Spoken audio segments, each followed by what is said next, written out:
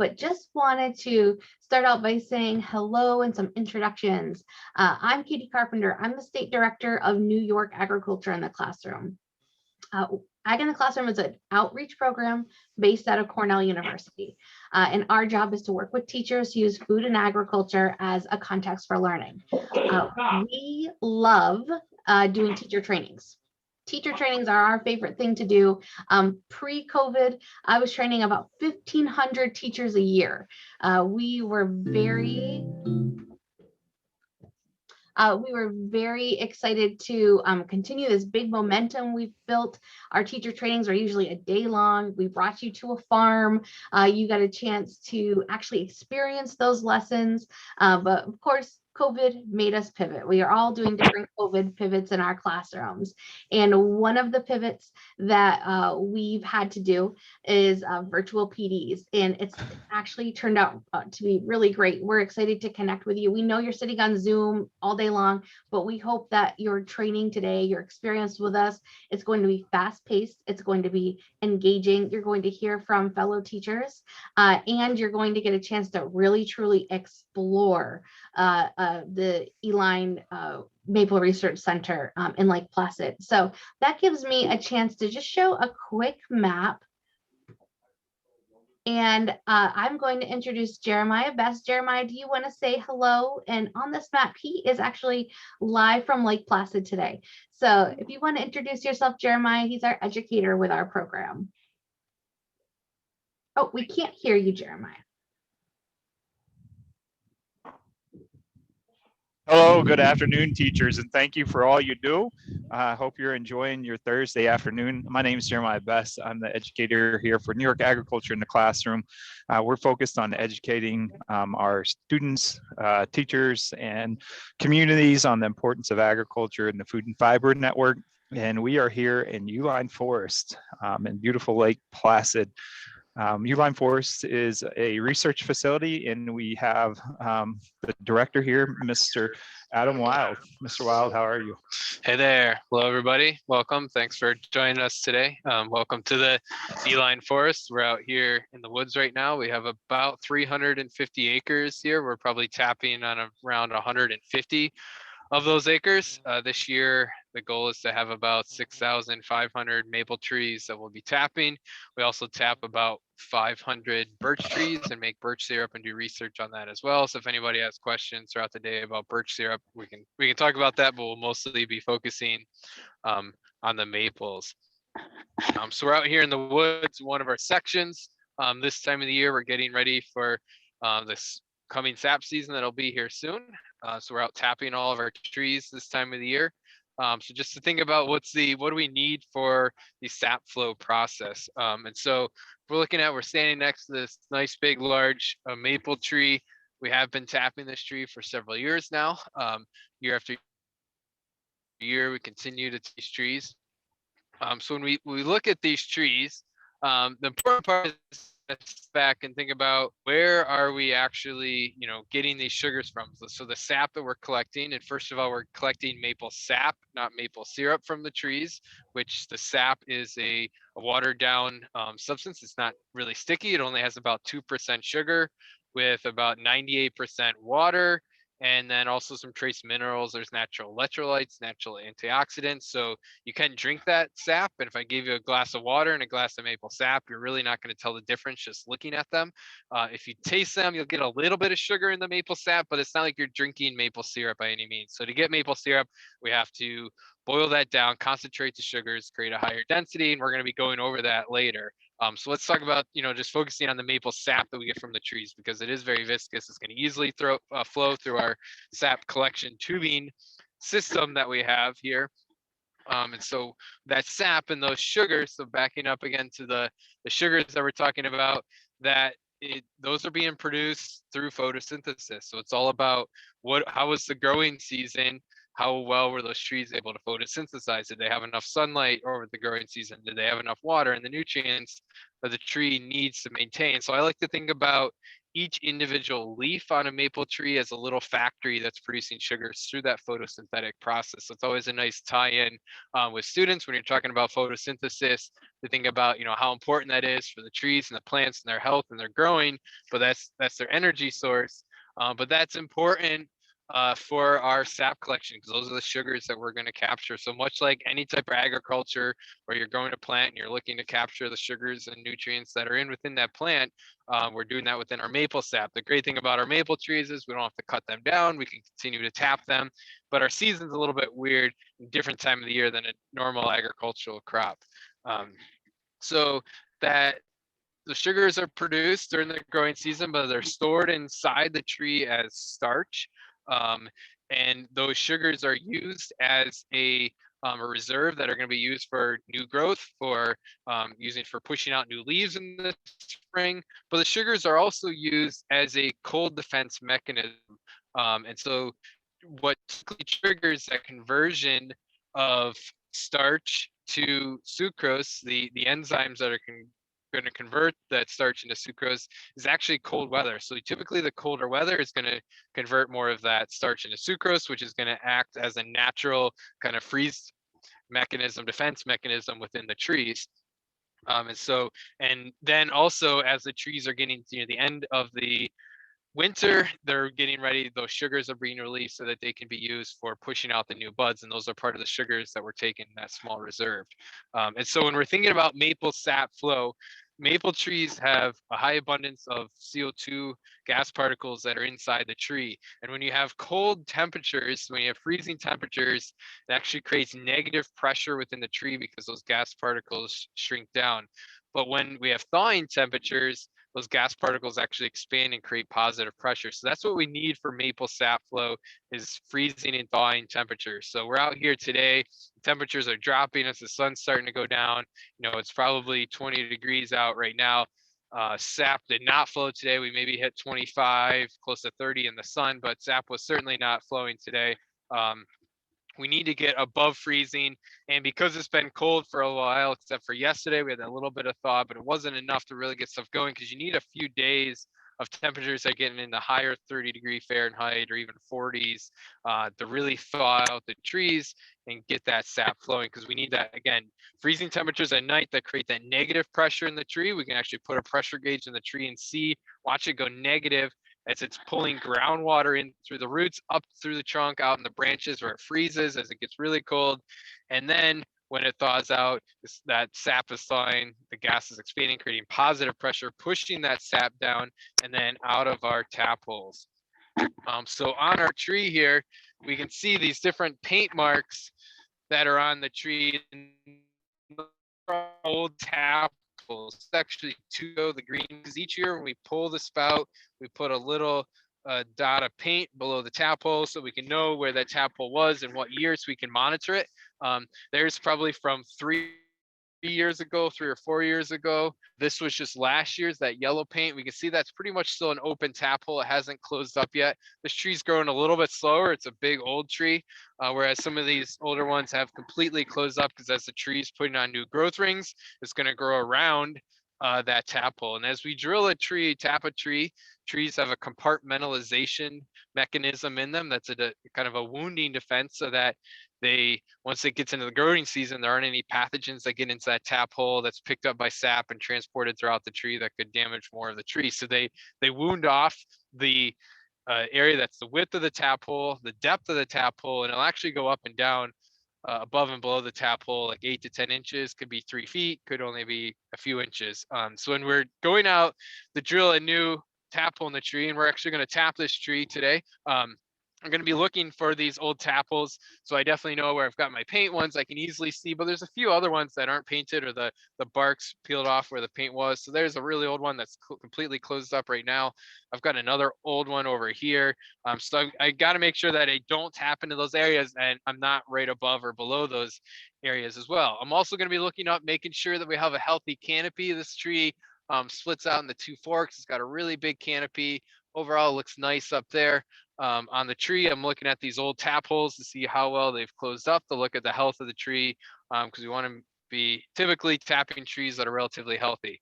So we've got Adam? our tubing system. Yep. And before you actually go ahead and tap the tree, which I'm sure everyone's excited to see, these teachers in their box of materials, they received a maple starter kit. It has a bag system that they're going to be using. But this time of year can usually be a little bit tough to identify what a maple tree looks like. So what should they be looking for? What can you show us on this tree that would give them a clue that this is definitely a maple tree? Yeah, that can be tricky definitely this time of the year. And depends on the age of the maple tree. It can be hard. So a lot of times we're looking at bark out here, which is a tricky in maple trees unless you spend a lot of time. So if we look at this bark here, it's going to be a little bit flaky, but not heavily flaky. I mean, there's a piece that came off. We usually call it a sugar maple that it's got furrowed bark. So you get these kind of ridges that pop off, but it's not as flaky. If you've got a red maple, also known as our soft maple, they're usually a lot flakier. We'll take a look at some other trees that show off that kind of furrow bark a little bit more, that are not, when they're real old like this, they do get a little bit shaggier. Tree Jeremiah is going to walk over to another tree that's a little bit younger, that's got more of these, what we call that furrowed, where it's just some ridges that kind of pop up from the side, but not as flaky as this one is. If you look up at the canopy, you're going to be looking for branch patterns where the smaller branches are going to be opposite from each other. So if you've got a main branch and then you've got two little smaller branches going off of that main one, there should be one on either side from those two smaller ones, should be spread out opposite from each other. There are some other trees, ash trees are also opposite like that, but most of, outside of ash trees, when we're looking at our forest trees in New York, most everything else are going to be alternate. So if you're looking at a cherry or beech tree, they're going to be alternate from each other and not opposite. So that's one factor to look for. And one other if you're looking, question. Oh, sorry. Go ahead, Adam. well, one last quick thing. Jeremiah was just showing the buds. If you can get close enough where you can see the buds, you'll notice where Jeremiah is kind of showing right now is for a sugar maple, they're going to be these brown pointy buds that have lots of little scales with no real hairs, small hairs on the buds. So that's another feature to look for on the maple tree. So if you can look at the buds, if you can look at this one tree right over here, there's actually a few maple leaves still hanging on it. That's not typically always there though. That is a good clue. Now, one other question before you, as you're talking about tap holes, if you remove, one question came in, if you remove the sap using taps, what other defense mechanisms does the tree have in place in order to help protect it from frost or disease? So we're only removing a small portion of the sap. So we're taking 10% or less of those stored sugars. So there's still going to be a lot of sugars remaining within the trees. The thickness of the bark is oftentimes a helping from the trees from cracking as well. So that the maples have that thicker bark that helps them also. Great, thank you. All right, so we're going to go ahead. So if you are going to be tapping a tree, always looking for, if the tree has never been tapped before, that makes it easier, but you still want to look for scars. If we look up on this tree, we've got some like old branch scars up in there. So you wouldn't want to be tapping into that, or you could have some other little cavities. We've got some kind of little bump here that, like a little burr coming off the tree. So I wouldn't want to be going into that either. You might have some seams, some hollow cavities. We've got a seam right on this tree where those two forks of the branches of the tree are going together. So you want to stay away from any type of anything like that when you're also tapping. So being mindful, looking around the tree, usually doing a circle all the way around the tree is helpful. And then we can go ahead and tap. So our traditional spouts, and I'm assuming probably what you have in your kits, are 5/16 diameter spouts. So you need a 5/16 diameter drill bit. In the maple operation, there are actual tapping bits, a little bit sharper, better for drilling in the trees, but you can use, any 5/16 drill bit if you're just putting in a few spouts. So you want to make sure that your feet are firmly planted on the ground. So I'm shifting over where this tap hole was last year. I'm going to shift over about an inch or two. I'm going to come down, making sure I'm avoiding any of my old ones. I'm going to usually want to use both hands to hold on to the drill and try to catch some of these shavings. And we're going in 1.5 to 2 inches into the tree. I've actually got this little stopper so I don't go too far, but there's no reason to go more than 2 inches into the tree. We look at the shavings, we see these nice, like real white, kind of creamy white shavings. If they were like a more of a darker tan colored or even darker brown, that means you hit some dead wood or old tap holes or any type of cavity, and that's not going to yield you any sap, so you'd want to drill a new hole. I do use, it doesn't always have to be done, but in a tubing system we like to use of just a little pick, a little piece of wire, a straightened out paper clip works, and we're just trying to pull out any little shavings so it doesn't plug up our tubing system. And then once we do that, we can go ahead and get ready to tap our tree. I'm just using a small, I think it's only like an 8-ounce hammer, so you don't need anything too big. And I'm gonna gently tap, and you're gonna listen till you're gently tapping until you hear this like thud sound, and then you're gonna stop. You're not, if we look at this spout, we're not going all the way to the back piece of this on the spout here. We're only going in maybe halfway, if even that, a third of the way in on the spout, because you need room in the back of the tap hole for the sap to build up and come into the spout. So if you listen, hear that thud now, a little bit different. It's kind of a deeper sound. That means that's in far enough, and we're all set with that tap hole. So in this case, it's coming down from that spout into our tubing system. The smaller, what we call the lateral lines, these will then flow into our larger, what we call the main lines. So we have like some 1-inch lines, 1-inch diameter lines that have several of these laterals connecting to all of our individual trees out here.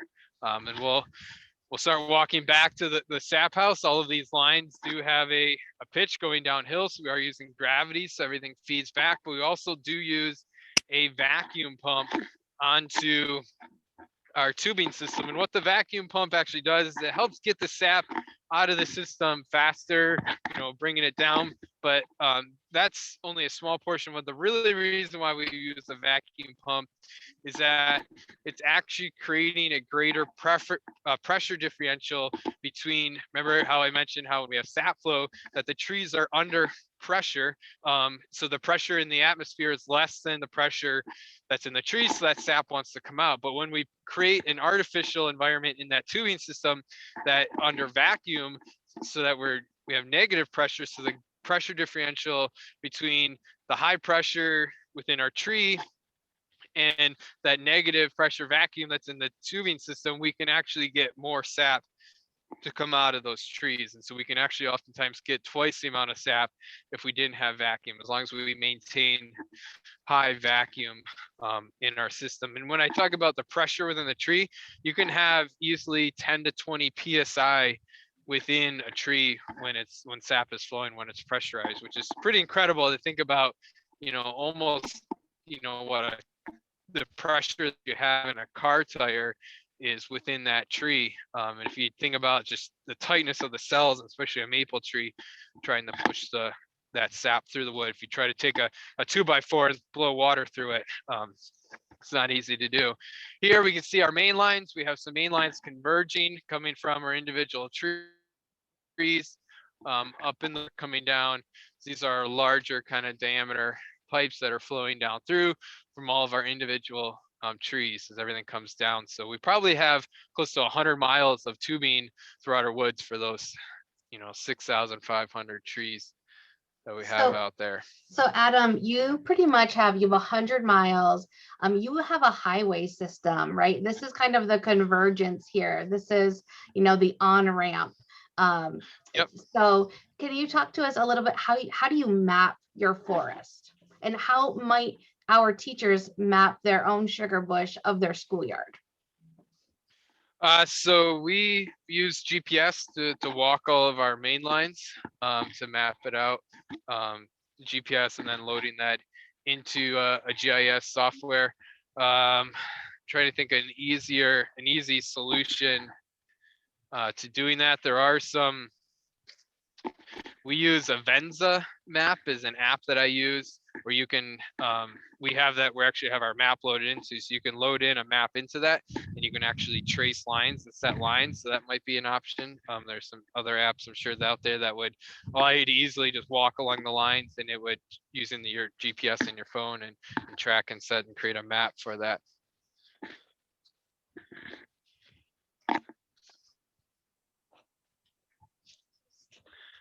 So we're, as you mentioned, we're following that whole system. We're going to come down to the bottom where they all converge down at our SAP house. So when we think about just to cover some of the research that we are doing here at the Uihlein Forest, we have several different projects. I have a project that I'm in the process of setting up where I'm going to be measuring sap flow and then taking various environmental parameters such as the temperature, the pressure at that time, but then also measuring the pressure within the tree. So seeing that positive, negative pressure and seeing that in real time and putting that online so that anybody can access that. So that will be a resource. Hopefully, we're going to start installing stuff this year, but we're not going to have that available to the public probably until next maple season.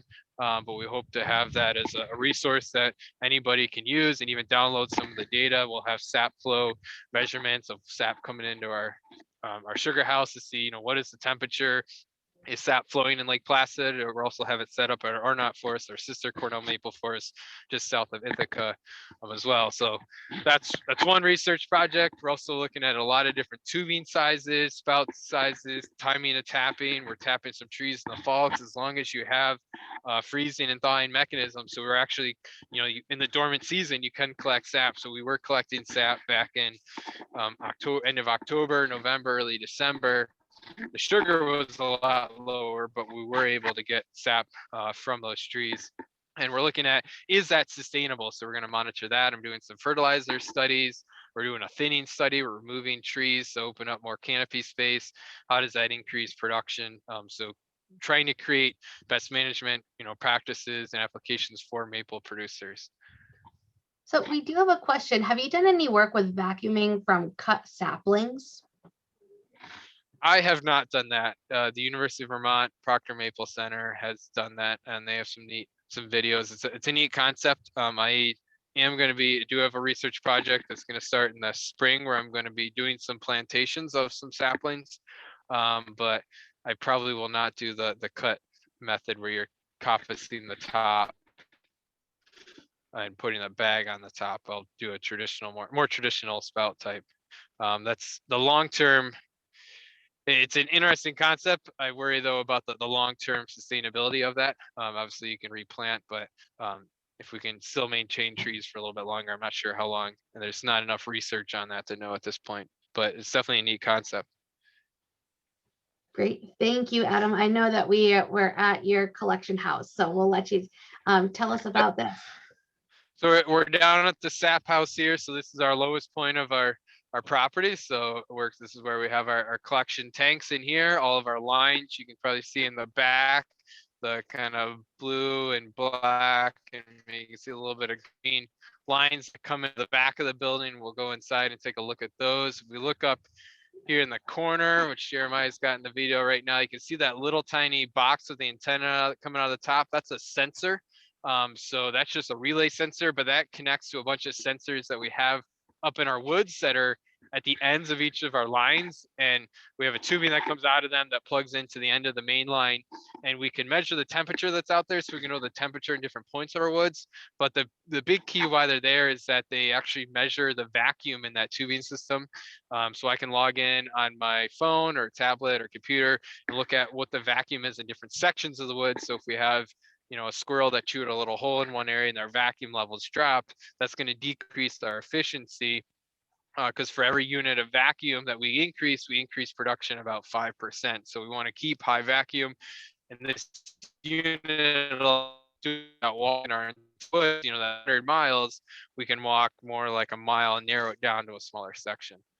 So let's go ahead and head inside the sap house here and take a look at some of our different equipment that we have here. But that vacuum monitoring system just kind of highlights, some of the newer technology that's used in maple production, and how it's not just, going out there with a horse-drawn sleigh and hanging buckets on a tree, that we're using a lot of the sensor equipment and, computer, and there's more and more of maples becoming, slightly more automated. There's still a lot of manual work, but, we try to, there's, valves that can be controlled from phones and everything now. So large operations are becoming a little bit more automated.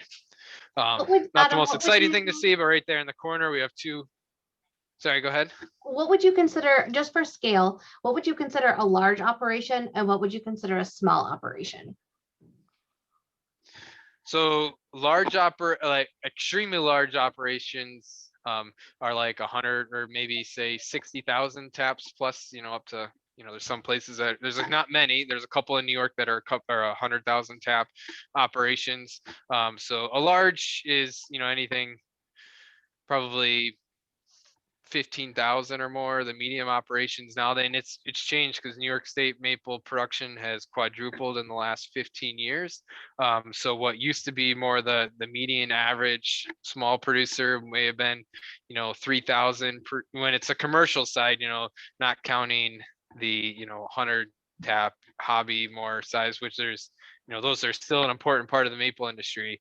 But the medium was maybe more like 3,000-4,000. It's probably more in the 8,000 range now.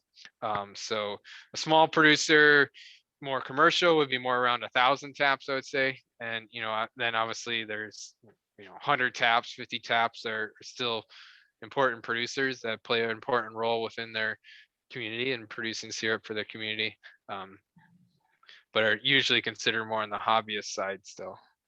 Great, thank you so much. So those are our vacuum pumps in the corner there, creating the vacuum. We've got 2 of them, so we always have backup. And if we step inside here, this is our, what we call the releaser room, which is where all of our sap is actually entering into the sap house. So if we look along this back wall, there's this metal rail, and below that are all these lines.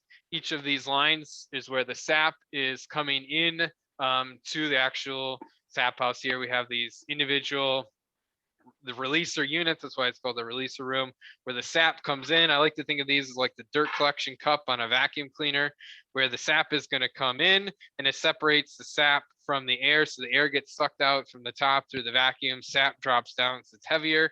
And as it fills up, the float goes up, turns on the sump pump that's inside of there that'll empty the sap from there as it continues to fill in. And so depending on the number of trees, one of these has over 3,000 trees. So every, 3 to 5 minutes, it's going to empty because it's filling up that much. There's that much sap coming into here. And it's going to empty those into and dump into our big collection tanks that we have. And we'll go take a look at those in a minute. We do, though, we can circulate through our tanks, or before we transfer it to our processing, we'll oftentimes filter our sap. Here's our cloth filter that we have that we can wash and reuse.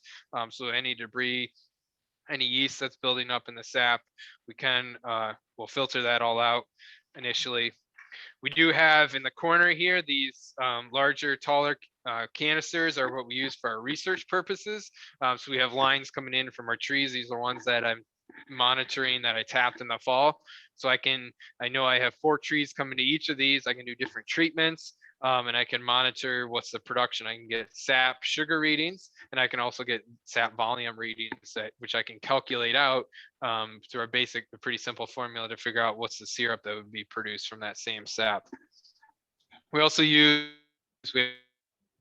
UV light to pass our sap through a UV to try to kill off any bacteria, micro buildup within the sap as well. So up here, these are our 2 collection tanks that we have. Each of these hold over 3,000 gallons apiece. So quite a large size tanks. We can easily fill both of these in a day. So from a maple tree, you'll oftentimes get 1 to 2 gallons of sap in a day. Is not uncommon, can be even more from some trees or certain days if you get better flow days. And when we're saying better flow days, it depends on the weather. If you get a good thaw, and it depends when it starts, if it doesn't thaw out till later in the morning and then doesn't freeze up till or freezes up early in the day, then you're not going to get as much flow. But if you got a day that thaws out early, you got good sunshine, the temperature's good, those trees can really flow quite well. And if you get good fresh tap holes, if we look at a lot of work that we've done is looking at tap hole sanitation, making sure that microbes don't build up into the tap holes and plug the cells of the wood, then you're not going to get as much flow from those trees. But if we can keep those cells open and those tap holes open, we'll get better flow from the trees. The big key though with these collection tanks is that even though it's 3,000 gallons, we'll easily get 6,000 gallons from fill in a day. But one of these big tanks are really only going to make, if it's full of sap, is only going to translate down into about 80 gallons of syrup, because the ratio of sap to syrup is roughly around 40-1. So you actually, the formula that we're using is based off of the sugar that's coming from the sap. So the more sugar, the more sap you're going to get. So take the rule 87, we take 87 and we divide that by the percent sugar that's within the sap. That'll translate to the ratio of sap to syrup from the individual trees. And so, if we have in general, on average, a sugar maple tree averages about 2% sugar. So with that, we're around 43.5 is our ratio of sap to syrup. If you have higher sugar, that ratio will drop. If you get lower, that ratio is going to drop as well.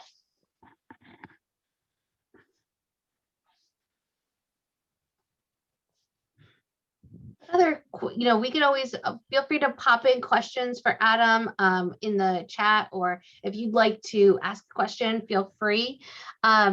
So Adam, one of the great questions that we had earlier in the day when we did our virtual field trip with you is students really wanted to know what the time frame is. And obviously the maple season, as we talked about, depends on the weather. So what's the time investment of you and your crew in the woods? And then what does that time investment look like when the sap starts to flow and you're making syrup? Yep. So obviously I'm here year round. There's always something to be done. It typically in a good day, we can do about 120 to 150 taps in one day. One person can. So it takes us, there's 4 of us right now, but I'm also setting up a lot of research projects. So I have not been doing as much tapping. But it'll take us about 3 to 4 weeks or more to tap all of our trees. So that's kind of the time frame on that. We're trying to get them in. My goal is to be done pretty close. I would like to be done by the end of February. I'm a little bit behind right now, but we'll be close.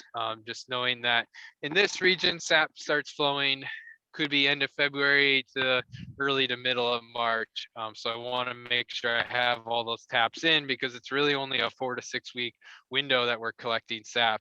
So I want to make sure that I have those taps in and ready to go. We're going to have a little bit of thaw this weekend, but it shouldn't be too bad. I don't think we'll get much sap. So we still got a little bit of time to finish getting the rest of our taps. So we got about 800 or so to go. So we're almost there. But when we're talking about the from the tree, how long it takes for that sap to get from the tree down through the tubing to our collection tanks and processed, it's probably somewhere within the 8 to 10 hours. If it starts flowing in that morning, it could be faster, could only be a couple hours if we're gearing up production. So usually we're going to wait for that sap to build up a little bit coming down till we get enough to process. But we don't want to wait too long. If the sap sits for more than a day or two, it can easily spoil, especially if the temperatures are a little bit warmer, because you have amino acids, you've got sugars and these minerals in that sap, and that are open, exposed to the environment. And so any type of microbes loves to feed on that. And so it'll spoil on us if we don't, especially if we're not, it can become anaerobic, and then you get some really off flavors into it. So you want to make sure we process that quickly. So it's usually pretty intensive during that time period. It can be, it's usually within a day that all of that sap from that tree is being processed. And Sarah, so we've I'm crossed sorry. the road. Yep, go ahead. Sarah had a great question. She wanted to know, are there any student-friendly access to the research studies, or is there anything that they could pair at their school site that you're doing at the Maple Research Center?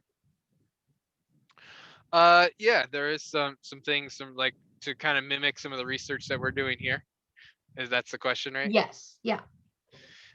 Yeah, so one of it could be looking at some different types of spouts. Another one that's kind of neat that I've done.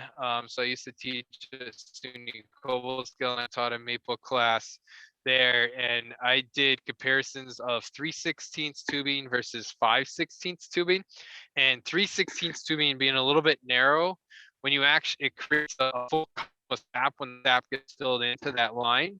And with that full column of sap, when you drop an elevation, as long as it's an airtight system, you'll actually create natural vacuum within the tubing lines. Whereas the 5/16, it kind of more just trickles along the bottom and doesn't typically form a full column of sap within there. So what, with that 3/16, when we drop an elevation, is creating that natural vacuum within the tubing line. And so you can get vacuum from the trees and you can increase production. So one thing that's really neat is just tapping some trees with 5/16 and tapping trees with 3/16, and you can see that natural vacuum that's created. You can put a vacuum gauge at the end of the line. So higher in the hill, you got to make sure you have an elevation drop. But even if you only have, 10 feet or so, or even just tapping a line that's 4 foot up the tree, you can still create vacuum from that. You can increase production from, just having a 3 foot drop line will give you about a, almost 10% increase in production from having that in the trees. But if you've got a little bit more elevation drop, if you can set up a 5/16 and a 3/16, you can easily see that advantage of what you can get from vacuum, and just seeing the natural gravity vacuum that's created is kind of neat. So that's one easy thing. Some of the, as the spout types that I mentioned, the different timing of tapping is a possibility as well. So I'm sure certainly happy to talk with anybody if there's some other ideas they want, or if there's other things they want to try to mimic. We could certainly do that, and I'd be happy to work with anybody with that. Well, we appreciate that offer very much, and we appreciate the time with you walking through the sugar bush, looking at your tapping collection systems. We are going to pause with Adam right there, and we're going to come back to him to see kind of the second half of the process that doesn't really need daylight. And I am really excited to introduce for this next portion 2 teachers from the North Country. They both teach at Malone Middle School, and they have a really exceptional program. And their program is turning their students into a business. And Liz Moore and Kitty Eldridge are going to talk about their Grit Untapped program. And I think this could really give you some inspiration. They inspire me. So we're going to chat with Kitty and Liz. Then we are going to actually do a hands-on activity, a lesson that you can use with your students. And then we'll be coming back to Adam. So I am really pleased to introduce Kitty Eldridge. She's going to share her screen, and also there she is. And then we are going to enjoy Liz Moore presenting also. So Kitty, are you able to share your presentation? Yes, I was going to introduce myself and introduce Liz, and then I will go ahead and give you a little presentation on what we do. Perfect. Thanks so much. Perfect. And can you hear me okay? Yes, we can hear you great. Wonderful. So I am Kitty Eldridge. I am an 8th grade math teacher at the Malone Middle School. I'm here with my colleague Liz Moore, and she teaches on my team of teachers in the 1211 program on arts. Back in 2015, we decided that we wanted to do some project-based learning. And I am lucky enough to be teamed at the middle school with a group of teachers, and we share our students throughout the day. So we decided that we wanted to come up with a STEAM/STEM program, and we needed to do something that didn't cost any money. or had little startup costs, because of course it's really hard to fund a project. So we decided that we would tap the 30 at the time. I think we're down to 28. A couple of our old girl maple trees have had to be cut down because they're so old. But we decided to tap the trees that are on our property. And we're right in town in Malone, so we don't have a huge forest. But those little trees were a small operation, give us enough material and sap to be able to run a business with our students. So basically on our team, we house a variety of students. We have the 1211 program on our team. We have our resource students on our team, and we also teach Algebra 1 to all our 8th graders, and they take the Regents, and we also teach Regents biology on our team. So we have quite a diverse population. And so that's a little bit of background on how we get started. And I'm going to turn it over to Liz for just a second so she can introduce herself and tell you a little bit about our philosophy, and then I'll start my presentation. Thank you so much, Kitty. I don't know if I have more to say to introduce myself. You both did such a fabulous job.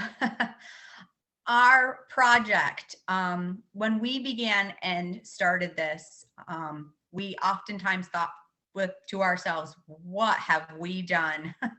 But it turned into quite an amazing experience. One of the things that we thought that was super important with any project that we decided to take on with our experience was making it authentic for students, something they could see the value in, something they could connect to in their lives personally. We know that that helps them learn.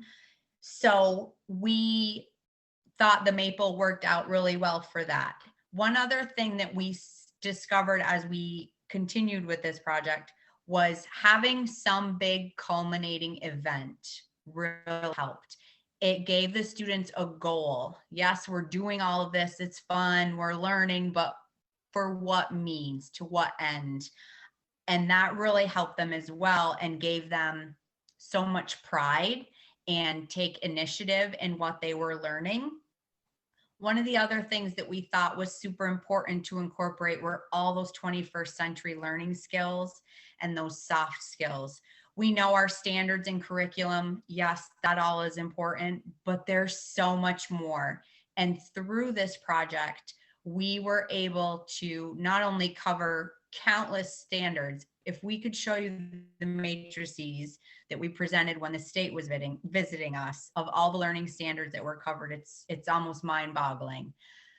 But the other skills, all the other stuff that sometimes, dare I say, I'm a special educator, sometimes are more important than our learning standards, has been tremendous. Watching our students learn and be passionate and want to come to school on spring break because they've got to check their SAP and they want to boil syrup, or that student who has been totally disengaged, doesn't want to be at school, is like, oh my gosh, a SAP bucket's blown away, and he's bringing it back to school at like 5 o'clock in the afternoon, really demonstrated to us the value of this project and doing these types of experiences for our kids.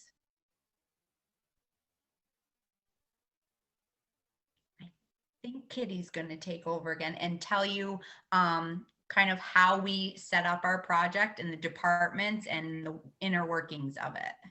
Yes, I'm sorry, I was stuck on mute. So one of the things that we're going to tell you about is how we set up our company.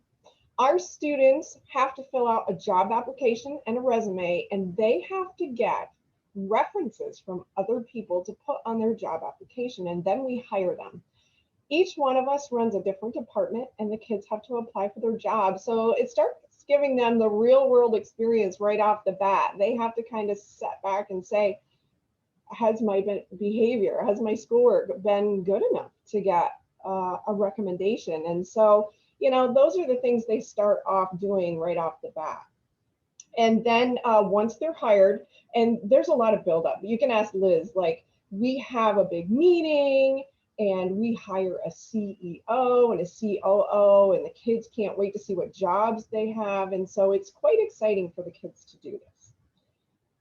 Some of our departments I'm going to introduce you to, and I'm going to give you a little bit of background. Liz already talked about the authenticity of our project.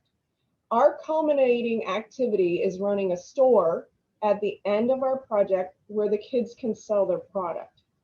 We also have the kids get up on stage and speak in front of all their parents, friends, relatives, as to their accomplishments of the project.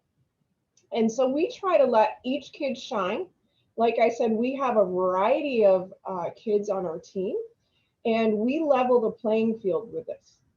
We also, when we are running this company, we completely shut down our regular schedule.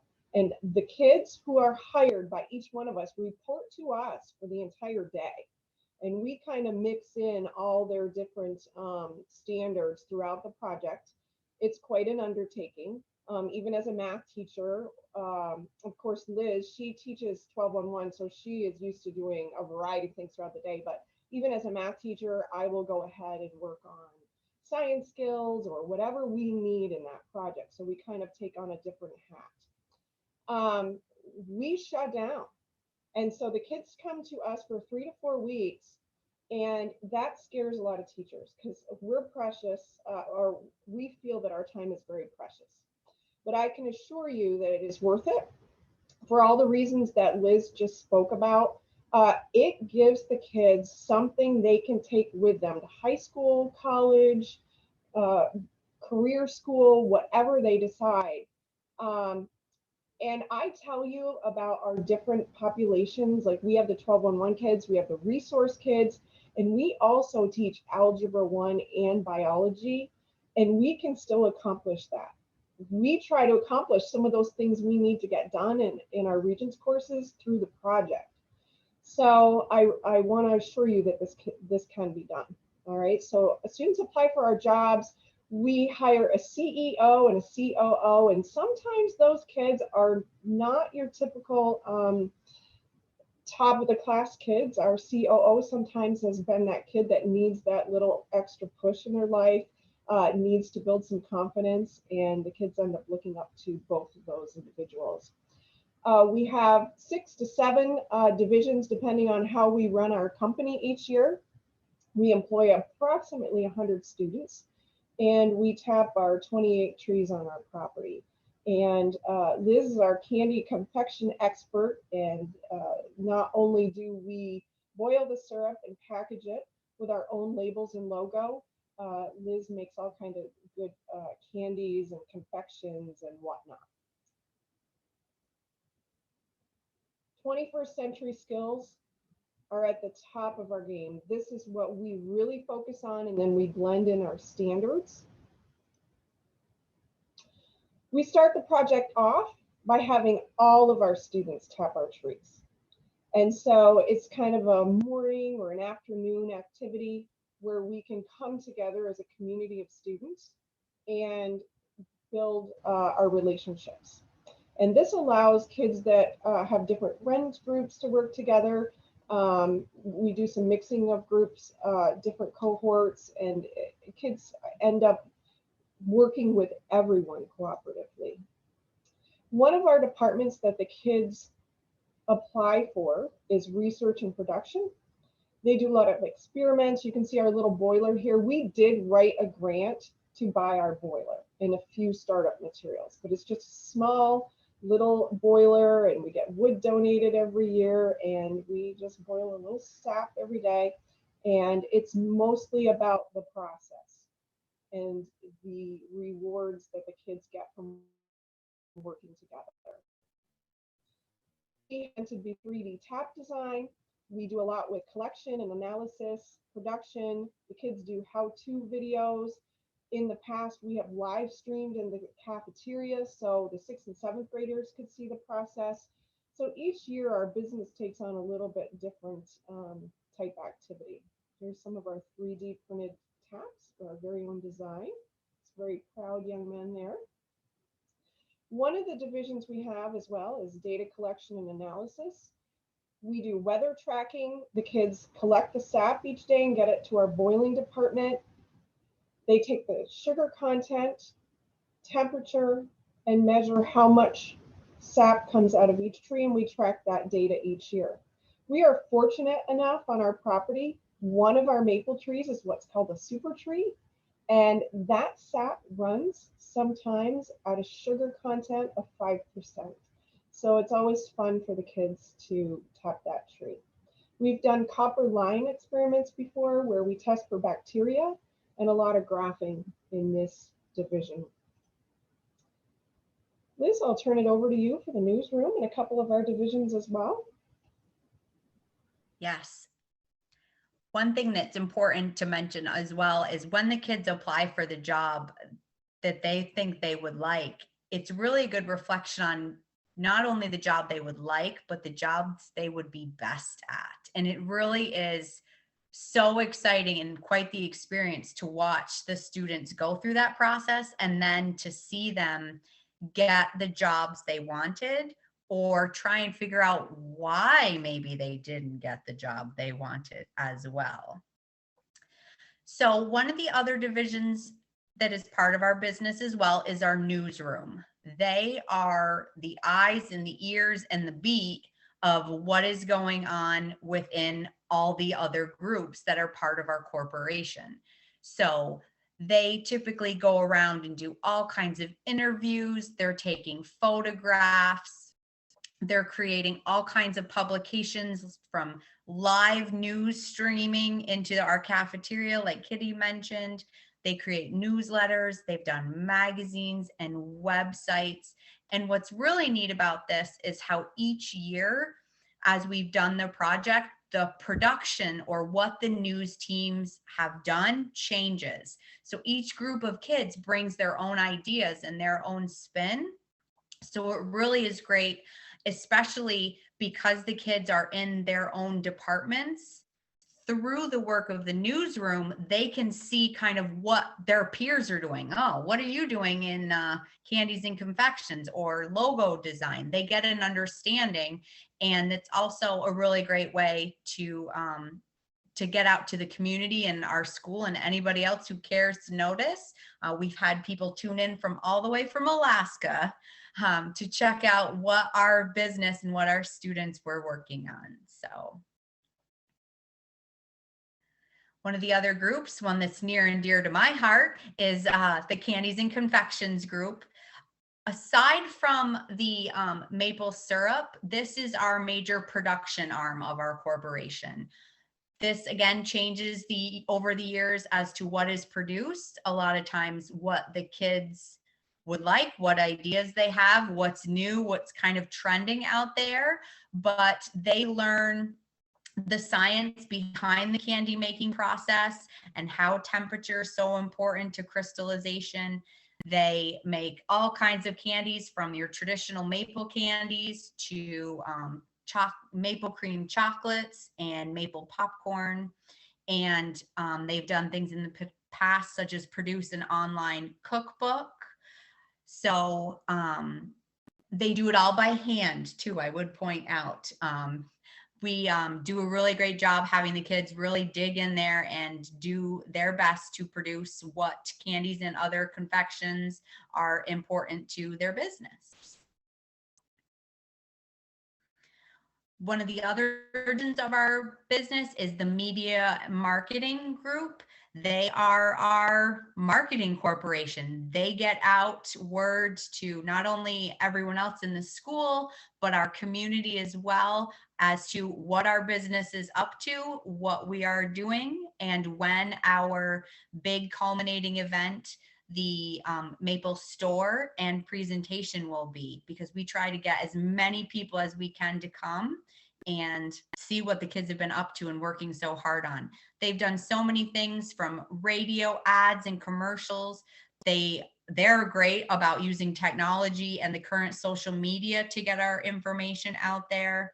They've created jingles and invitations and posters, and there's just an endless supply. And again, the creativity and what the kids think of is mind-boggling. It really is astonishing what they come up with and how passionate they are about their marketing and sharing what their business is doing. One of the other groups we incorporate is our design group, and this one has changed a little bit over the years as well. Typically, their main goal or mission is to design the logo for our business. So each year, this group creates a new logo that will be the face of our corporation. You can see in this picture that Kitty is presenting is also the storefront, kind of where our families and friends, where they're going to enter our store in our gymnasium there at school. And that has changed drastically over the years. So they do also all our packaging. So they have to work really closely with the candies and confections group, figuring out what items are being produced and how we want to best and cost effectively package those products. And what will that design and how will we incorporate the logo that the students did. With the logo group, one thing that's also, again, super exciting to see is though that student whose design is picked or kind of combined or selected, the pride that that student has and the the accomplishment that their logo was chosen to be the face of our corporation is really quite something. And I'm not an artistic design type person at all. And what the students come up with is remarkable. You can see in this photograph, this one was with a husky, and that one was from several years ago. And then in my Padlet, in our introduction, I posted our most recent logo as well. So it changes a little bit every year, and it really is the face of our image. So this group does a really nice job representing us as well. So this is another image of our storefront, and this changes every year as well. And students have done so many wonderful things, from giant maple murals to literally taking giant like carpet rolls and building maple trees. Again, the creativity. And I think what's really great about all our different departments is it gives kids an avenue and an opportunity to really showcase what they're passionate about and what they're good at. And we all know that that leads to success in so many ways for our students. So this is one of the pictures of our final culminating event, the presentation. So you can see in this photograph, we ask that all those students get up in public speak. And we all know nothing makes a group of middle school kids panic more than one telling them they have to speak in front of their peers, and then that they have to speak in front of their parents or the community. But this, again, is another opportunity that is such an important life skill that they don't often get the chance to really practice. And they shine. We practice with them. We work them through, how to be a good presenter. And they have an astonishing experience.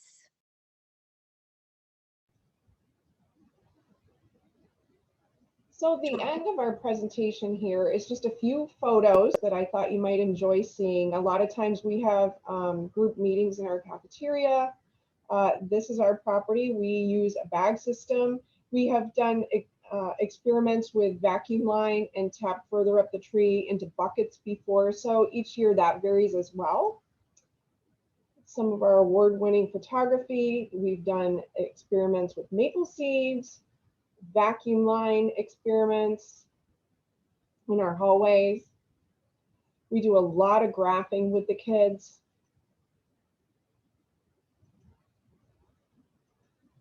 More of our candies. Here is one of our bottles of syrup. And there it is student designed. That is part of two different departments coming together. So the kids not only learn to work in their own department, but they have to work with other departments as well. some more of our art projects, but that's one of the maple designs to kind of spruce up our store a little bit. And to end our little presentation for you today, I thought you'd like to hear one of our jingles the kids made with our local radio station. Do you want some hot maple syrup on your freshly made pancakes? Come down to Malone Middle School to get some homemade grit on top syrup today. So that kind of wraps up just our presentation portion, and we can go ahead and take questions now. What questions do we have for Kitty and Liz? I will just say that we'll see if we get a few questions in, but I'll just give my reflection. I've been able to visit their program. I think the most striking thing to me was seeing the independence of their students. They were not being they're not being managed. They were managing themselves. They were hosting and scheduling their own strategy meetings. They were deciding where their workforce should be. We need less people on boiling and more people on collection today. And to see them use the tools of the trade of maple producers. And I think some of their successes speak for themselves. They were able to compel a community member to give a large donation to further their program. They have students who have been hired for jobs at local sugar bushes because of their experience with Grit Untapped. So they really have made a name for themselves in their communities, and it's really impressive. So a couple questions have come in. How many questions or how many years have you been doing the project? So our first year we tapped was 2015. And was it difficult to get other teachers and your admins on board to make this happen? No, our administration was very supportive.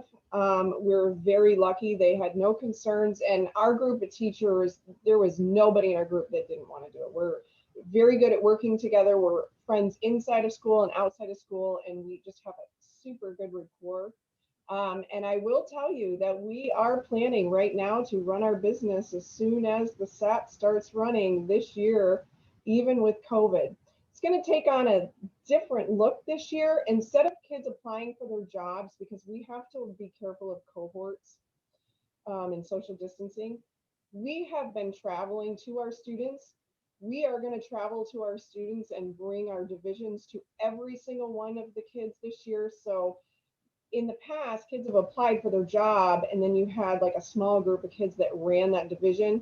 The kids are going to get the experience of every division this year. And we're thinking it could be something that we like and maybe continue in the future. Liz, do you have anything to add?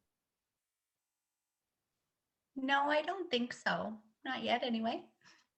And Thank you. just one final question before we close up, and we'll be passing along Kitty and Liz's contact information if you have some deeper questions or want to talk to them a little bit more about their structure. But what was the response of your admin and your colleagues with taking students out of classes for 3 to 4 weeks? So on our team, we saw some other STEAM programs, and we observed some schools in Syracuse, and we realized that you could cover the standards and give kids these experiences as well. And so we formed a presentation. We had our principal on board, our superintendent was there, our director of pupil services was there, and as soon as we were done, they believed in us. And we were very, very fortunate that they gave us this opportunity to do this. And since I believe we have 6 teams total at the middle school, 2 teams at each grade level, every single one of our teams now does project-based learning. So. Incredible ripple effects in your community. Thank you both, Kitty and Liz, for your time today. We're going to share some videos, resources that they've partnered with us on. But with this, we are actually going to transfer our time so that you get a chance to meet Jeremiah best and really spend some time with him. I got to know Jeremiah because he was also participating in Maple, doing schoolyard sugaring. Jeremiah was a 5th grade teacher at Town of Webb in Old Forge. He now works full-time for our program. I hate to take him out of the classroom, but we're really lucky to have him and his enthusiasm with us. So he is going to talk about the activity that you received all the materials for. So you might want to pull your manila envelope out of your box that you received and take just one moment and grab your warm water. Just about a half cup is all you'll need. And we'll transition over to Jeremiah from stomping through the sugar bush to being able to teach this next lesson.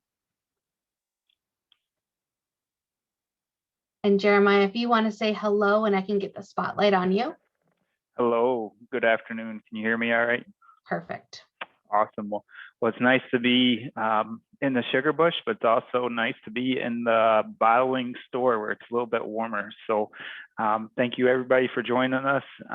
It's been an awesome experience here. We had a virtual field trip earlier today with students from across the nation as far as California, Georgia, Virginia.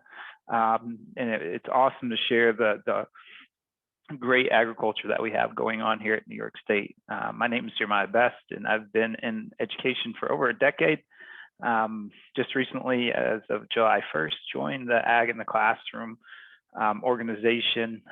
Prior to that, I was a 5th grade teacher for 5 years at Town of Webb, which is in Old Forge, New York. And it was a great experience, and we really had agricultural opportunities throughout the year going. We had a trout program, composting, entrepreneurship, and philanthropy. We found anytime, just like Grid on Tap talked about, anytime you can put dollar figures on something, and anytime you can get students engaged in dirt or bark underneath their fingertips, they're going to fall in love with fractions and ratios and everything else.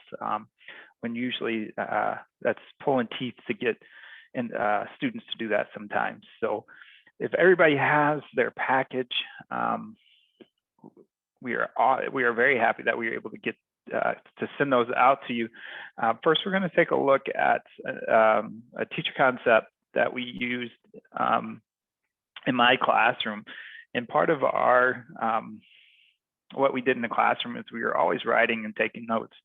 And this is the setup that we had for our note taking. We had science, entrepreneurship journals that our students kept all the time. And whenever you're doing something, they were always writing. And this was great for administrators when administrators come by and the kids have these out. And it's just a quick concept that we had. Before the lessons, we always had our students rate themselves, how well they knew the objective, 0 through 4, 0 being I've never heard of it, 1 being I have some knowledge, 2 I can do it but make mistakes, 3 I can do it on my own, and 4 I can teach it. Of course, the highest level of knowledge is teaching. So at the beginning of the lesson, they would rate themselves at the beginning of how well they knew the objective. We would break the objective down into student language, which was always important. And of course, we kept our dates and titles. Working with students, I'm sure you all out there know, it's very hard for them to stay organized. So we would divide our journal into 2 sections. One was for them to take notes. I like the Cornell method.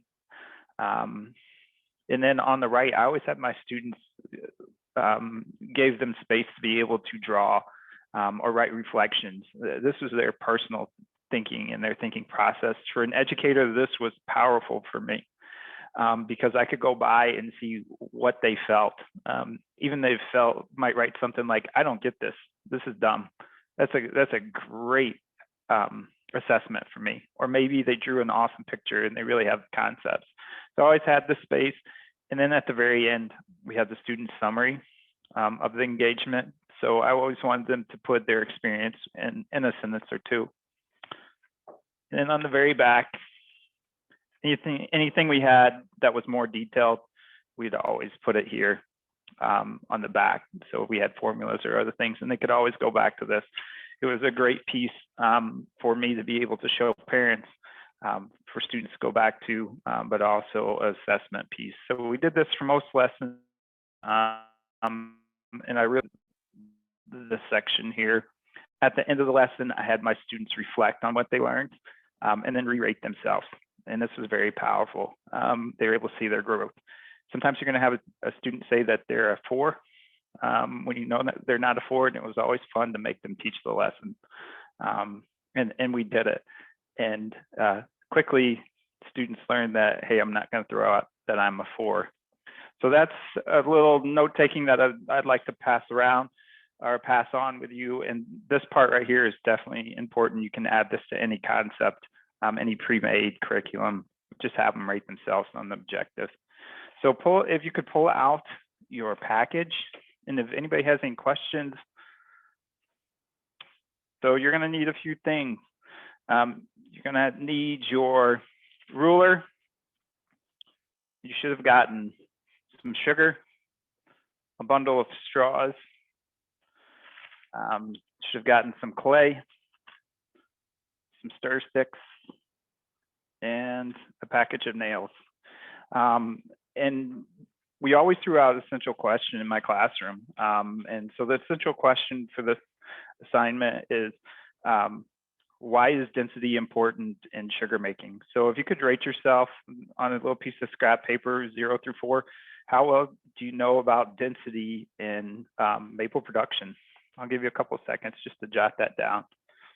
So again, the objective is to identify the importance of density in maple production.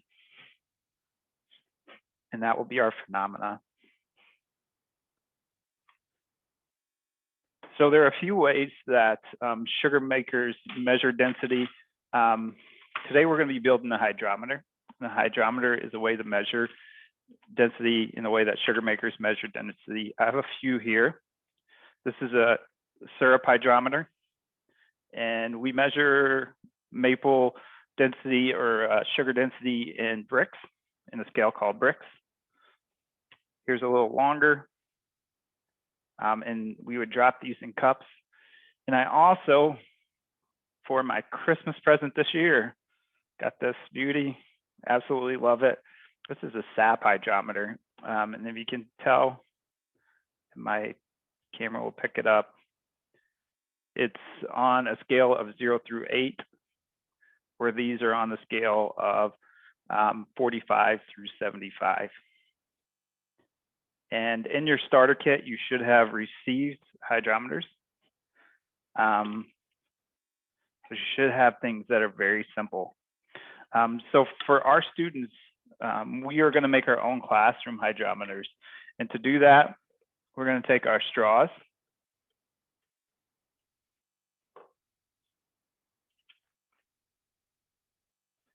And we are going to mark out using metrics every 2 millimeters. And I like to take a fine point Sharpie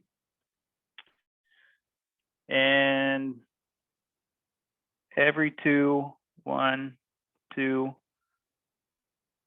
So every 5th one, we're going to make a big line, or your students are going to make a big line.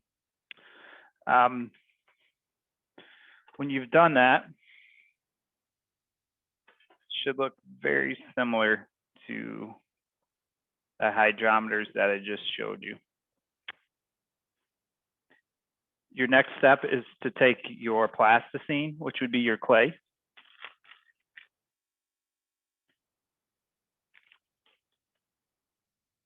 And you're going to want to. Jeremiah, Yes, I'm sorry. Could you repeat those steps of what they're doing on the ruler and the straw, please? Yep. So you're going to mark every 2 millimeters. And once you get to a centimeter, you're going to make a longer line. So you can see on this one, it's a little easier to see. So I have 10 millimeters, and on the centimeter or the 10th millimeter, I make a long line. Once I've done that, I want to plug the end of my straw with clay. And then we're going to take our beaker of water, and we are going to put our straw in the water. Oh, and I'm sorry, Jeremiah, about how much water do they need to put in their cylinder? Yep, so I have 100 milliliters of water.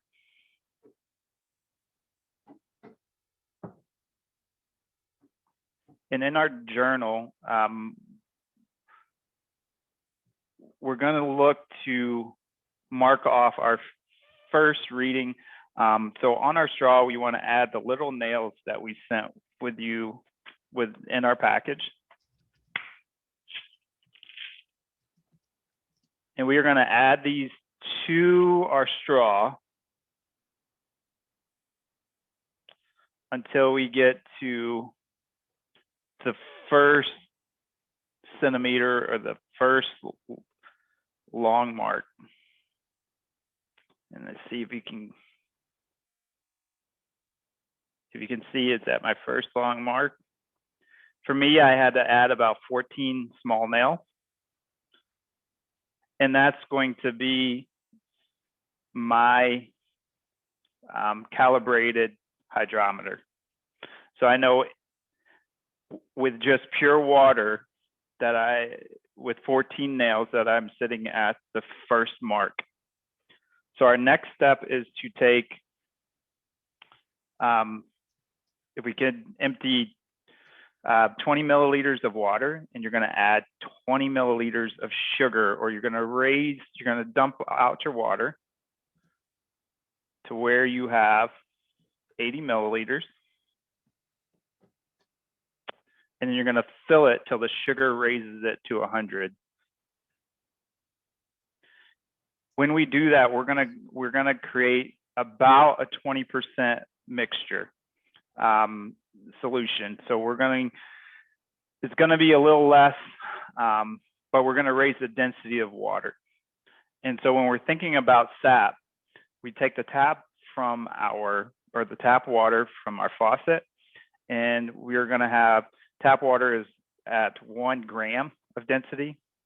As we add sugar to our water, or as we take sap or sugar out of the tree, that water is going to be more dense. So now, as we add our hydrometer to the mixture, we can see that we're now, and see if I can get it on the other camera.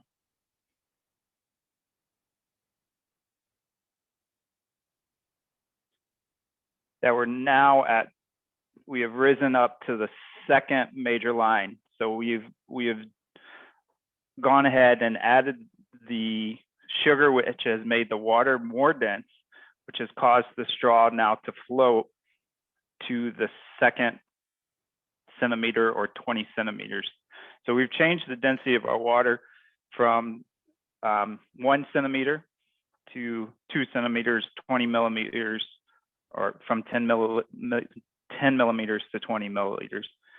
So from that, we will record, and then we are able to try different solutions. So we could take a Coke, we can take our syrup, and we can use our hydrometer that we made, and we are able to test those different solutions, keeping that data in our journal. So does anybody have any questions?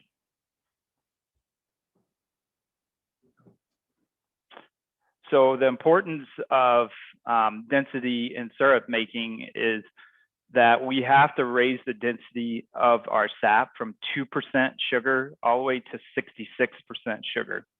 And to measure that, we have the hydrometers that were sent.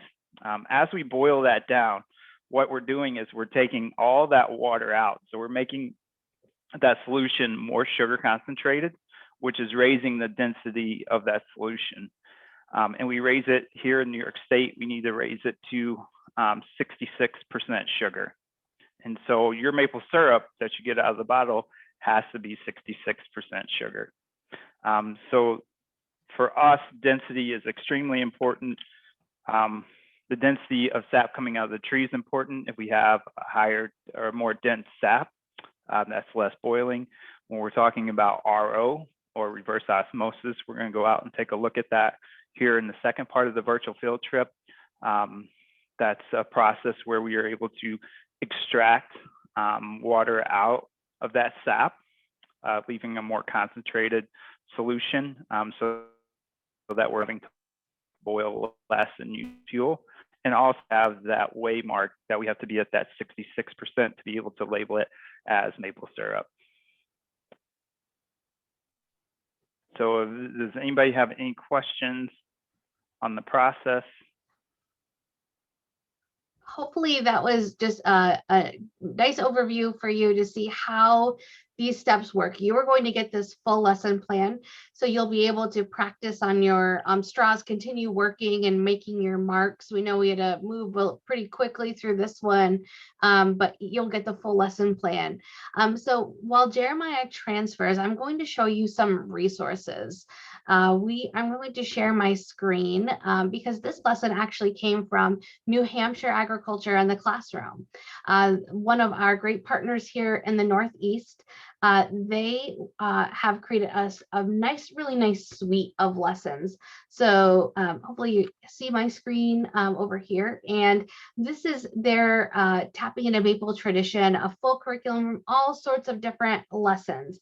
Everything from, I really love, they have a lesson about like the maple economy, what the difference is between Canada's maple system, and they are doing supply management compared to capitalism and what we use in a free trade market, and how we can make as much syrup as we want.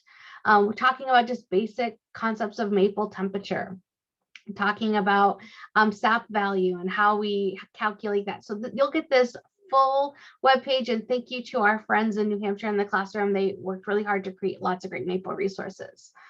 Other tools that you need to know about.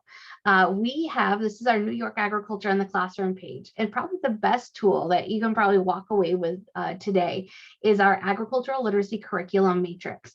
This is an online searchable database of the best lessons from across the country. Just for our topic here, we put in the word maple, and we search those lesson plans, and you're able to find, there's just 3 on the matrix about maple, but the beauty is every single lesson looks exactly the same. You could search compost, you could search dairy, you could search vegetables or fruits, anything that you are really interested in learning about. Every lesson looks the same. You'll find all the essential files. If the lesson talks about a PowerPoint, it's already done for you. Or a handout or a key, it's already done. There's great videos integrated.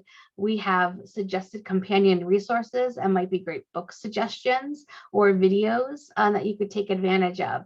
So, and then down here at the bottom, we have our agricultural literacy outcomes that these meet, but also every single lesson is already aligned to the Common Core. So those are resources that you should really know about.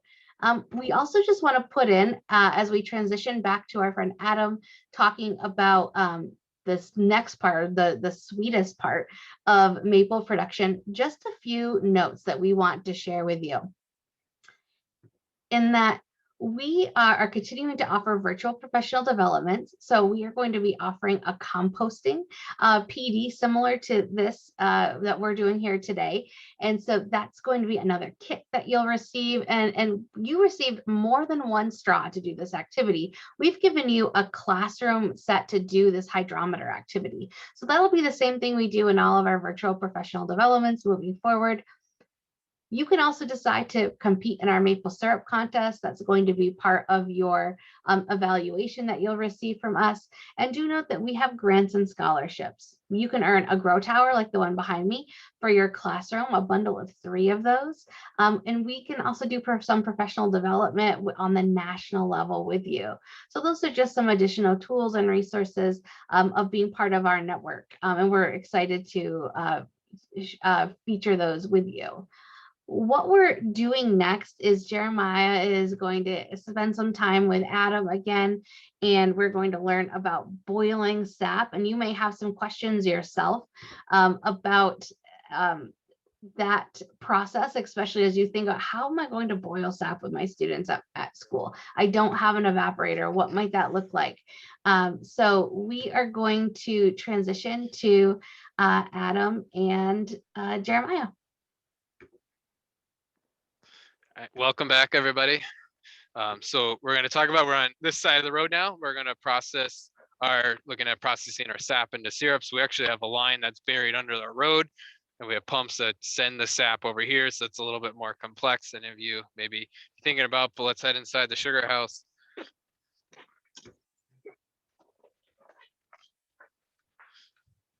So as we step inside here, this is where all the magic happens. This is our big fuel oil powered evaporator. But when we think about when we're trying to convert that sap into syrup by evaporating off the water, and evaporation through heating is really an inefficient process to gain finished maple syrup. An analogy I like to give people is to think about taking, a big pot of water, filling it all the way to the top, put it on your stove, try to get that to boil, but then evaporate down until you have like a half inch of water in the bottom. It takes a lot of time and a lot of energy to do that. So it's not an efficient process. But fortunately, nowadays we have reverse osmosis systems. So we'll step in here before we look at the evaporator and check out the reverse osmosis system, which is a nice innovation that allows us to process our sap a lot more efficiently. So our reverse osmosis, which are used in a lot of labs, used in a lot of water filtration scenarios. So developed by the Navy to create clean drinking water from ocean water by filtering out impurities in that. But in maple, we want to remove purified, trying to create purified water. We're trying to get rid of it. So on this, we have this big stainless steel membrane. Instead of these are a filter where the sap gets pushed in the filters that allow water molecules to pass through, because that are in our sap. So it pushes the purified water through, leaves some of the water behind with the sugar that allows us to concentrate it from that 2% to, wherever we take it, a lot of times 18% sugar, which removes about 80% of the water. So instead of spending about $10 in fuel oil to make a gallon of syrup, we can spend about 75 cents in fuel oil to make a gallon of syrup. Saves us a lot of, energy then used through the boiling process, but also saves a lot of time in that we're not, sitting here boiling and boiling for 8 hours in a day. We can process within here and then boil for only a couple hours, and I can walk away from this machine, I can get it going and go do other things, whereas when we're boiling, it takes a lot more time to do that. So there's a lot of neat applications with the reverse osmosis system. That reverse osmosis takes that purified water and stores it into some tanks. We do use that for cleaning the instruments at the end of the day. And then it takes the concentrated sap, sends it upstairs to the tanks that you're seeing right now up in the loft, where we can then gravity feed down into our large evaporator. As I mentioned, this is a fuel oil that we use to heat our evaporator. So it has a furnace in the back that's going to be shooting a giant flame across here that's going to be heating up all of our sap and concentrating that, boiling that down. And so if you're looking to do this on a smaller scale, you can use some, just trying to cook on an open flame or any type of stove will work. It's going to take a lot longer.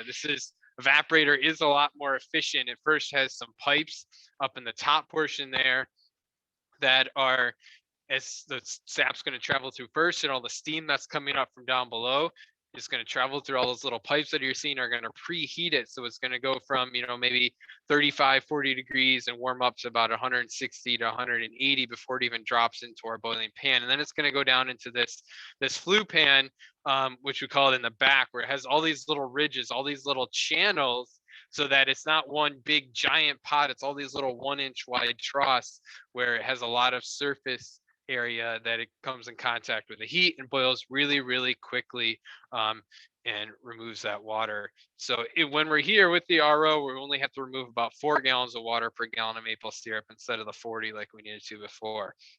From that back pan, it's going to move forward into these, what we call the finishing pan, the front pans, where it's a little bit wider. We don't run it as deep.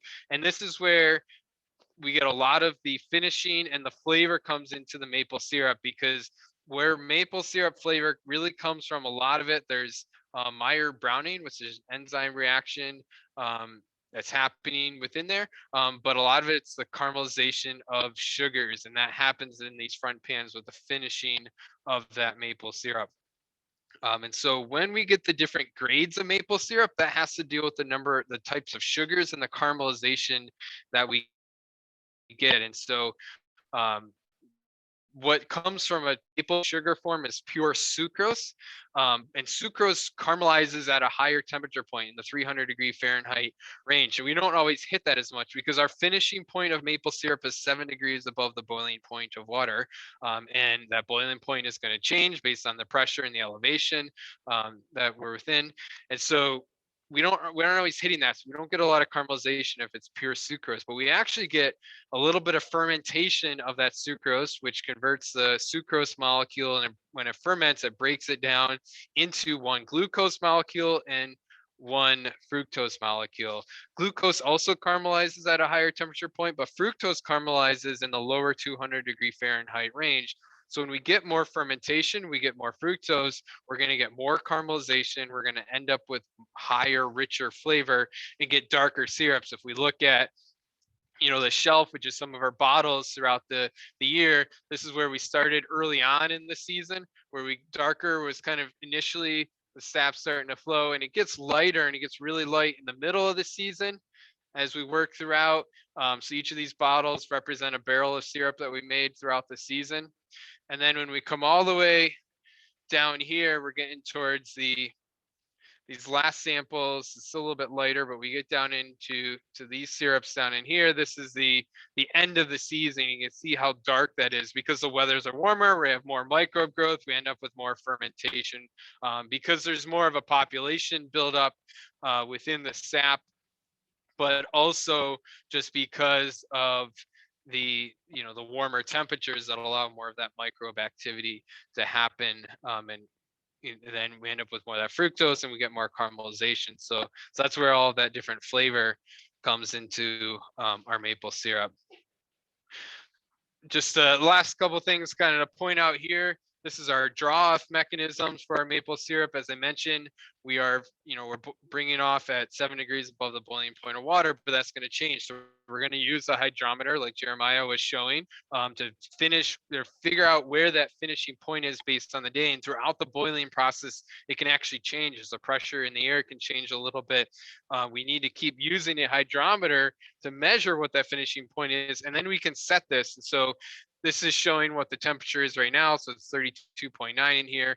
This is what our set point is, 218.8. That's what we're saying based on my hydrometer. I know that when the syrup was that point, that was their finishing point of maple syrup.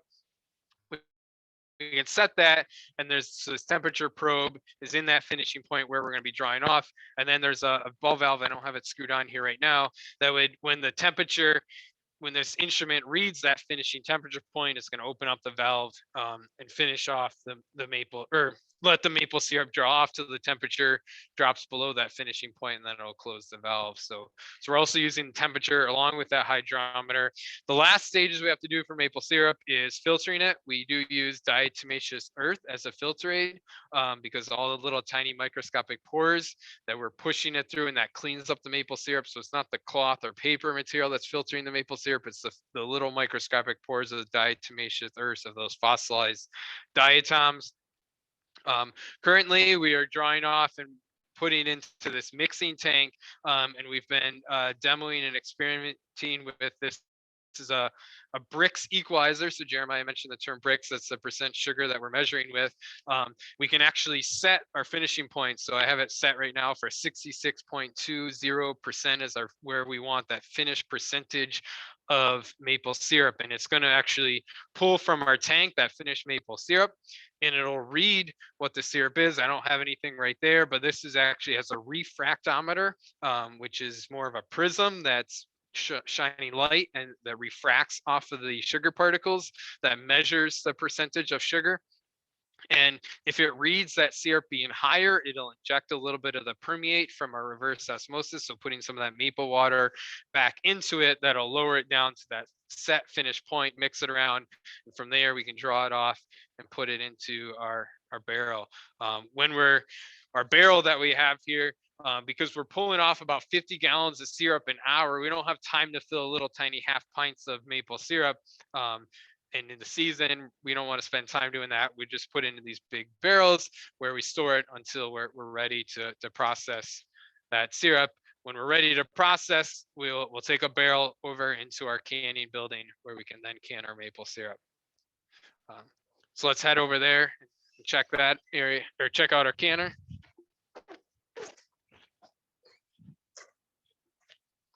So for maple syrup to be kind of sterilized, if we're going to rebottle it and put it in, or even put it into our barrels, we want to get it up to at least 180 degrees, between 180 and 190 degrees Fahrenheit, and that'll be the sterilization point for putting it into the bottle. So we can bring barrels in. This is a canning unit. It can be heated up on a stove as well, but we put into this unit that has a water jacket.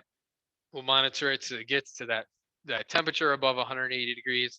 Then we can go ahead and fill into any of our individual bottles that we have.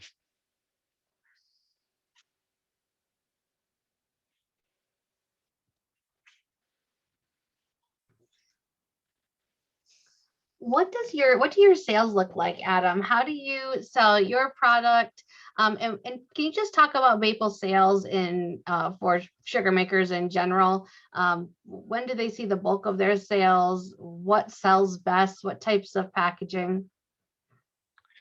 Yeah, it really depends on the producer and their location where they're selling to. I mean, oftentimes most producers are selling in the spring when people think of the traditional maple season. They want to get it when it's what they think is the freshest that they're getting at that time of the year,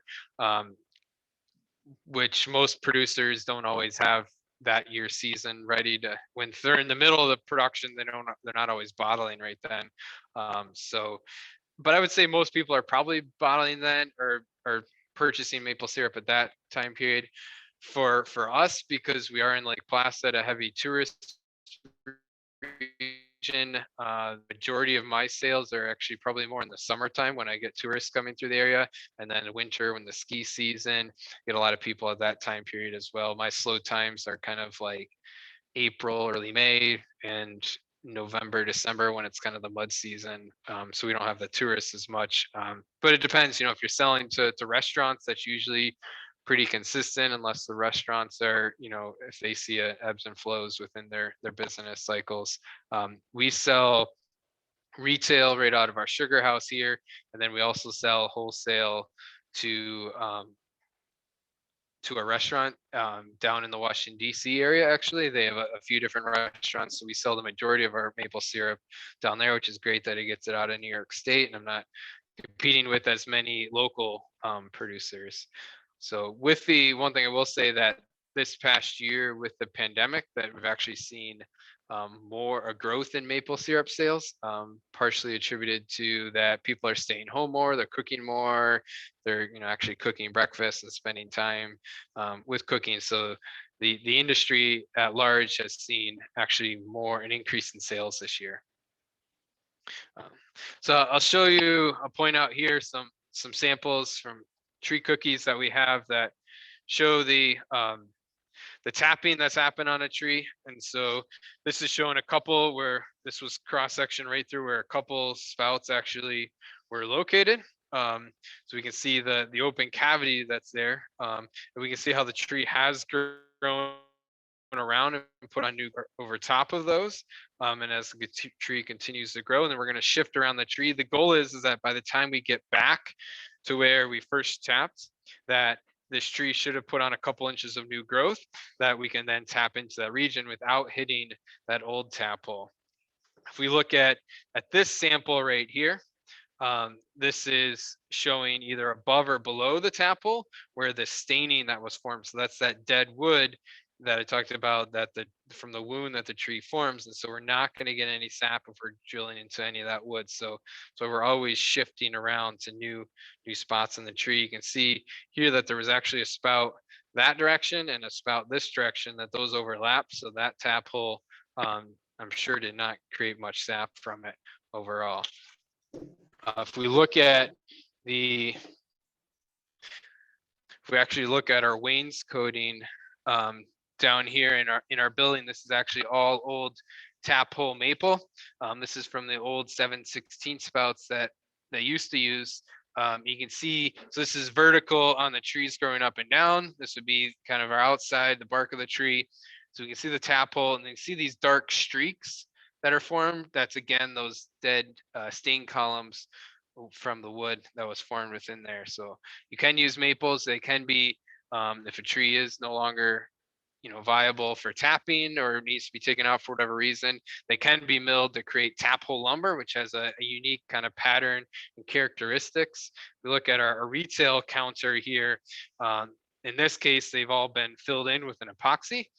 So we don't, you can see where the holes were, but they're not open holes, but fills it in. So there's a lot of unique kind of uses that you can use. That there's a rich history to that lumber and different furniture and things you can make out of it, but has unique characteristics to it as well. We had a question from Judy. She wanted to know, can you put more than one tap in a tree in the same year? You can put as many as you want. It's not always the best for the tree. So there have been some producers who have tried to kill a tree by putting it. I think down at the Arnott Forest one year, they put 60 taps into a tree, which sounds very time consuming. And they weren't able to kill, I believe that tree is actually still alive. We do not recommend that though. So the idea is that, more taps you're putting into that's more wounding that you're creating within the tree. So the rule of thumb is that you usually don't want to put a second tap into a tree until it's a larger tree, because when it's a larger tree, there's more wood volume there. There's more areas that you can be tapping from, that you're not creating as much of a wound in a smaller portion of wood.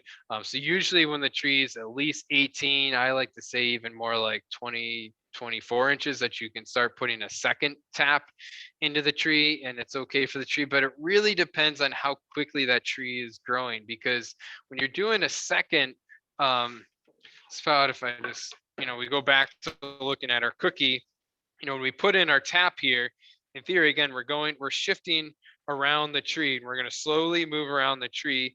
And the goal is that by the time I go all the way around the tree and I get back to there, where I need to have a couple inches of new wood on here. If I put two spouts into the tree, now I've got a spout on this side and I've got a spout on this side, and I'm going to slowly work around with two spouts. And that, in that case, I'm only going to go around halfway around the tree, and I need to have 2 inches of new growth to be able to tap into. Now on a bigger tree, it's going to take longer to go around. And so that's why in larger trees we can, but it's all about how quickly is that tree growing. And sometimes in really big trees, they're not really growing that quickly. They're getting older. So I don't always recommend doing 2 taps into a tree. In our woods, we only put 1 tap into a tree.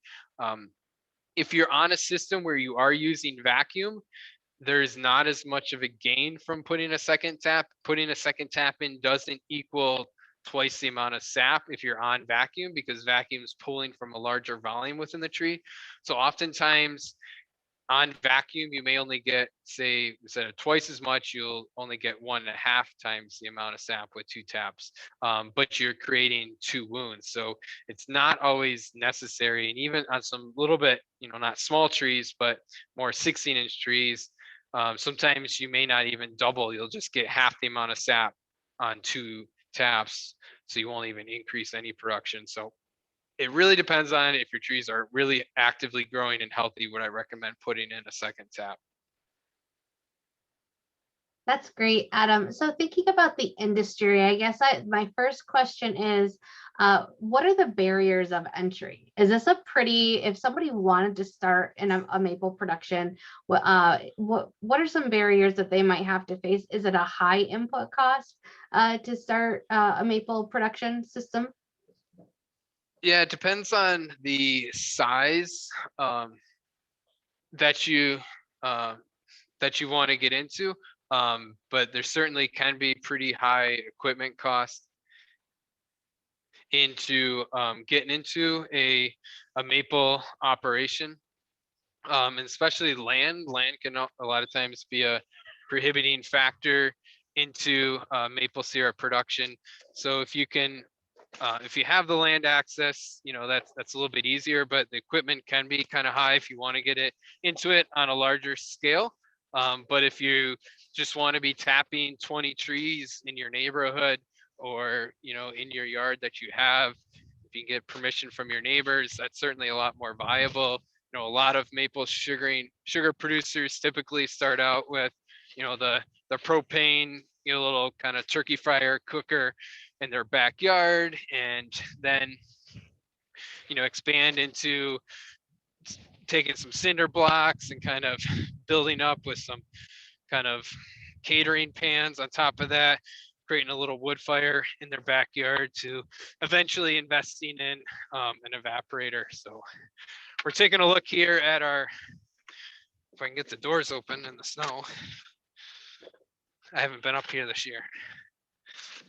I think the snow's, we actually have a small 2x6 wood fired evaporator in here that we typically use just for our birch production, because we don't tap as many birch trees, and there's not enough to pass all the way through our large evaporator that we have. So this is actually dismantled right now. So the pans are on the side here. I can pick them up. So this is a small, kind of more hobbyist size evaporator that's got the back flue pan that go in the back portion, and then it's got a small front finishing pan that works really well for a producer who may have 50 to a couple hundred taps. There we go. Some lights. So, and this one also wood, which is a great way to get started for a small producer, that you're not going to use a fair amount of wood, but not as much as you do in a large evaporator. So I think, oh, sorry. So for costs, cost-wise for a small evaporator like this, trying to think the actual costs, and the small ones may really keep their value even at used. There are several used ones out there because producers are continuing to grow, so you can always usually find, but I would say they're usually in the couple $1,000 range. So today, Adam, go ahead with your question. You've hit on so many different STEM concepts that were highlighted, too many to count with all the amazing things we've been able to see. But I guess as a researcher and somebody who's involved in the industry, can you just give an outlook? What do you think the future of maple production is going to look like? As our teachers are working with their students, what can their students look forward to as they think about maple? Yeah, I mean, I wish I had the magic ball to kind of predict that fully, but I mean, I think the maple industry is going to continue to grow. I think what's really helped the maple industry over the last 10, 15 years has been that push towards organic and natural products, and knowing where your food comes from. As I think maybe I mentioned before, but New York State maple production has quadrupled in the last 15 years. And a lot of that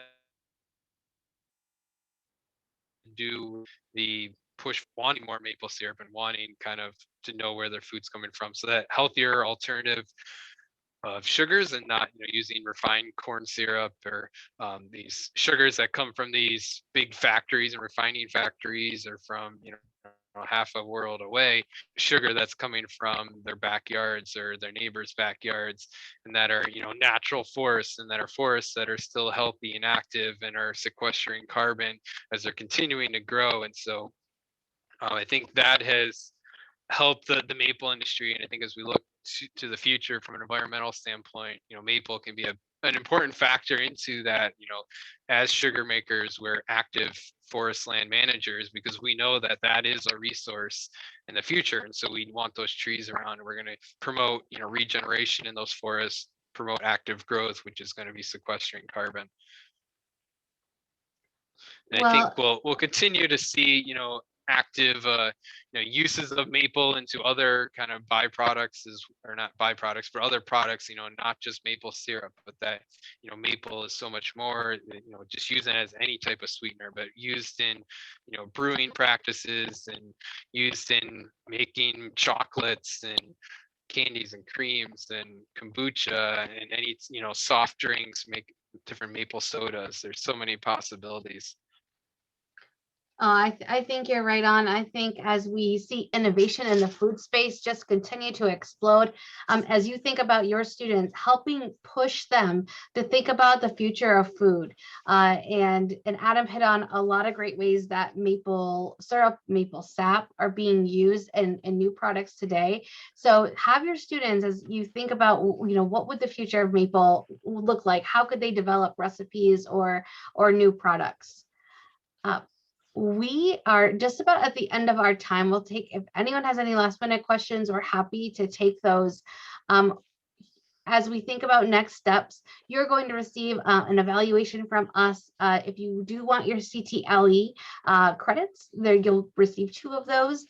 That'll be included. You have to complete that evaluation to be able to get those CTLE credits so that we can process your certificate, and that'll be emailed to you. You are going to also receive the lessons and links that we talked about today. You'll receive contact information for our Malone STEAM team if you have some specific questions for them. And I'm sure they'll be happy to answer those questions. Other than that, we are really grateful that you spend some time with us. We hope that we'll see you in future PDs and that you'll be able to tap trees with your students. With that, we do have a question, Adam. Diana asked, do you think climate change will change the industry? I mean, it probably will. We have seen changes, just in the weather patterns, because as we already talked about, that how weather is so important for controlling, sap flow. That's something that we're nervous and always being mindful and watching for in the maple industry. Currently, I wouldn't say it's negatively affected us. In some ways, we've had some earlier seasons, or maybe extended the seasons, because that freeze thaw, we're getting more warmer weathers and kind of sporadic weather, freezing and thawing. I think we've seen more of that. So I don't want to say it's really benefited the industry, because obviously we know for the long term, that's not the greatest. So more than likely, it will probably affect the maple industry, or especially in more southern regions, more in the southern tier of New York maple producing. I think that'd be a factor. And outside of New York, down to like West Virginia, southern Pennsylvania, I think they're really going to see a big impact on climate change in the maple industry. So we'll have to see more about that. As you mentioned before, that the new product development with maple and the different products is really important, that we try to really work on within the Cornell Maple program too, besides our, in the woods research. But what are ways that we can push maple and create market opportunities for maple? Because there's only so many pancakes that people are consuming that we want to put maple on. So what are those other uses? So working with your students to think of what are other useful ways to use maple syrup is always interesting. Love that prompt. With that, we want to say thank you so much to everyone for joining us. A special thank you for hanging out with us all day, Adam. We appreciate all the work you're doing and opening up your doors and your forest to us. So thank you. Thanks, everyone, and we'll be in touch. You're welcome. Thanks for having me. And if you guys have any questions about maple, feel free to reach out to me. You can go to cornellmaple.com and you can find my contact information at the Uihlein Maple Research Forest. Thanks, everyone. Have a great day.